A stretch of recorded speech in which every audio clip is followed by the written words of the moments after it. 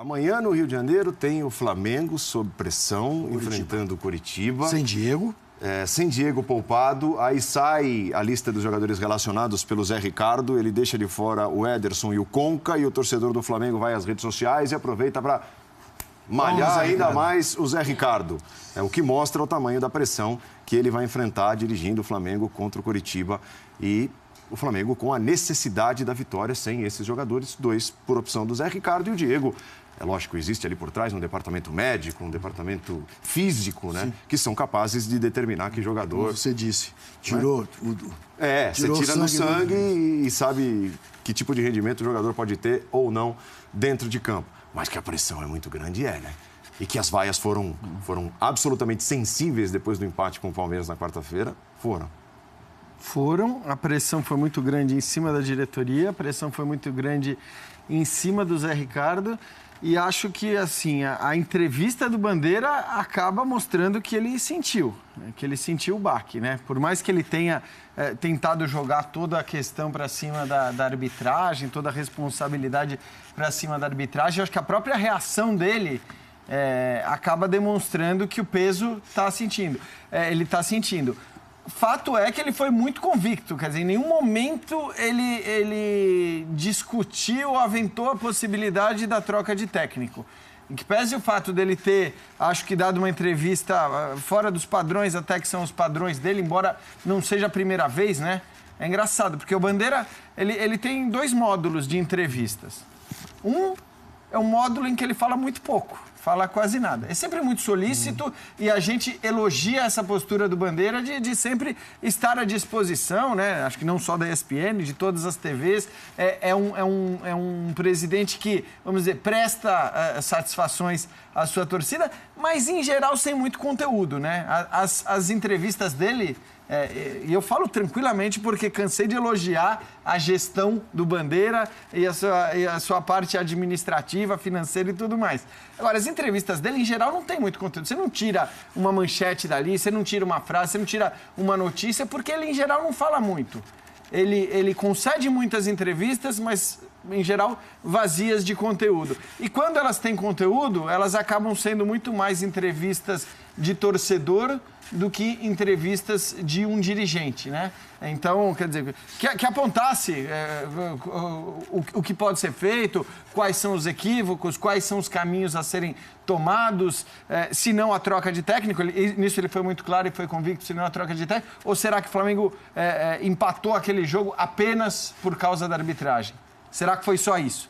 Será que não há mais nada que tenha levado o Flamengo a não vencer o Palmeiras? E estamos falando, evidentemente, se a torcida está reclamando daquele jeito, não se deve única e exclusivamente a um empate contra o Palmeiras em casa. Se deve a um histórico de jogos, a uma insatisfação já acumulada do torcedor. Então, eu acho que, embora conceda muitas entrevistas, o Bandeira precisava começar a dizer algo a mais nas suas entrevistas, a dar explicações mais claras, ou se não for para ele dar, que delegue ao Rodrigo Caetano, né? Porque às vezes também parece que o Rodrigo Caetano é uma figura meramente decorativa no Flamengo. Quer dizer, quem centraliza isso tudo?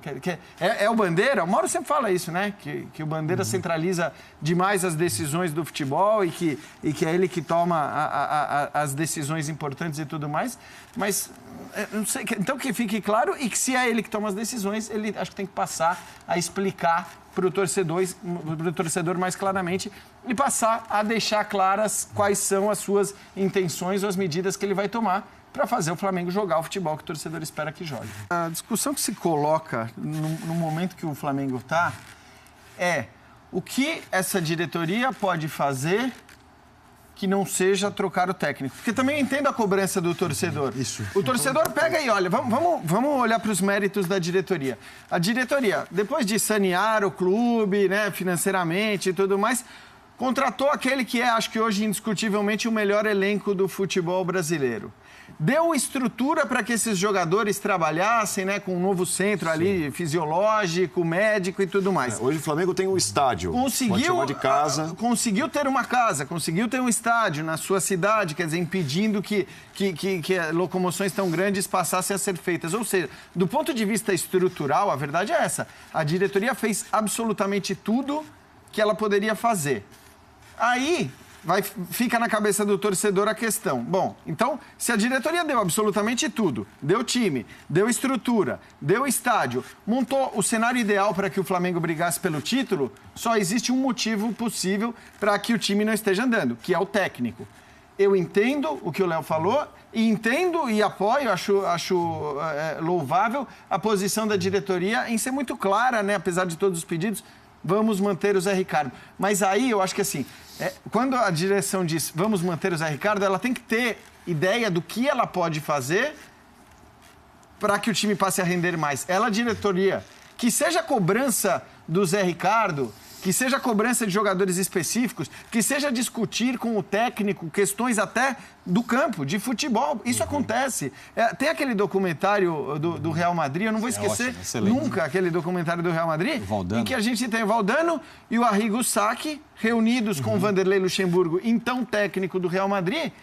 E claro, tudo bem, tem a questão que era o Luxemburgo chegando no Real Madrid... E o Valdano e o Arrigo Sacchi. E o Valdano e o Arrigo Sacchi, dois gigantes. Eu acho que o torcedor do Flamengo está ali com uma nuvenzinha, ouvindo você falar e imaginando uma conversa do Bandeira e do Caetano com o Zé Ricardo. Mas esse é o problema, né? Mas na hora, por exemplo, em que o Muralha estava insustentável, teve essa conversa. O Bandeira e o Caetano têm tamanho para falar com o Zé Ricardo. Mas não sei se tem qualidade, tamanho, mas e conhecimento de futebol. Acho que essa é a questão. Então, eu acho que o Rodrigo Caetano talvez tenha. Agora, é preciso que se tenha a consciência de que alguma coisa precisa ser feita. Eu imagino que o Bandeira mais pergunte do que opine. Isso. Então. Para entender o que se passa. Certamente o Rodrigo Caetano tem totais condições de ter essa conversa. Mas se você olhar, só um parênteses, que a gente está falando que o Bandeira poderia opinar, e não parece ser muito a praia dele. Não é. Agora, olha os presidentes dos outros clubes.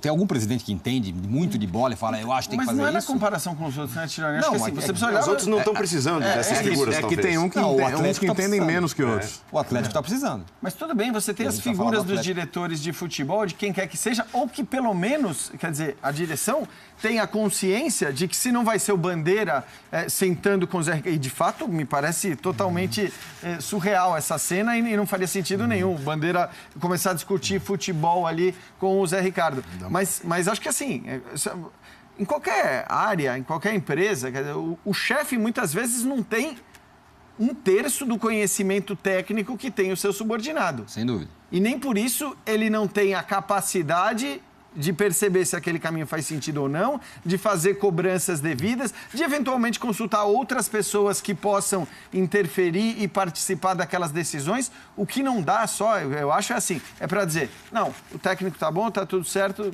continua o jogo do jeito que tá, se as coisas não estão indo bem e não estão indo bem.